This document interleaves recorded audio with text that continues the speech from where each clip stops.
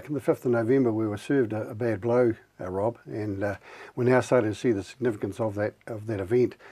In fact, it was a big frost that morning across the South Island especially, but there was a lot of low wind chill factor at the same time that I think has influenced the end result. The end result is that a number of crops, fruit crops especially, vines, are in trouble. They've been badly hit, and so what does it really mean? It really means we've lost quantity, but not necessarily quality. But there's some significant damage around various parts of the South Island, and those growers unfortunately have affected quite badly. So they'll just lose a season, he says. Yes. Rightfully. And maybe if we don't grow shoots and get the bud initiation and all that sort of thing in recovery time sorted out by the end of the season, they could lose a little bit of production again the following year. It's cruel, isn't it? Yeah, it is. It's we used to have 20 years ago. Used to have frosts 19th, 20th, 21st of October. You could almost bet your arm on it, and they've shifted. I mean, if we talk about climate change, this is a real good example of what the climate has done. And now the 5th and 6th and 7th of November is one that we'd love to get past.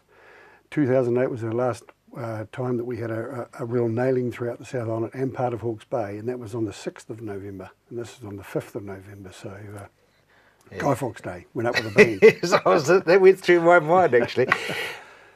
Frost, I guess, it leads me on in a very strange way to the frozen berries.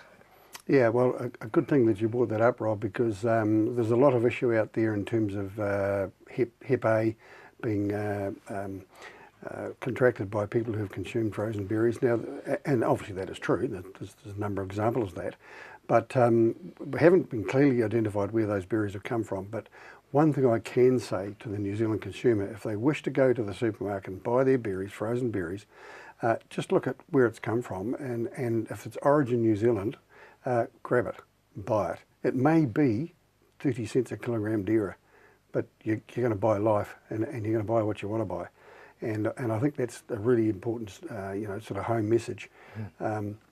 And of course, right now is the beginning of the fresh berry fruit season for New Zealand. So we've got strawberries coming on stream now, we've got raspberries just around the corner, and we've got black currants and gooseberries and what have you, only a couple of weeks away.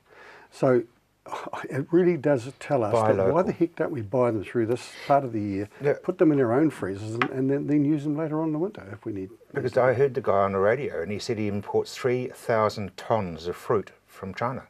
Yeah, huge amount of fruit, massive. Having said that, there are a number of companies that got very good New Zealand berry fruit and good mixed berry fruit. Sue John, if I may use a commercial name. Of course you may.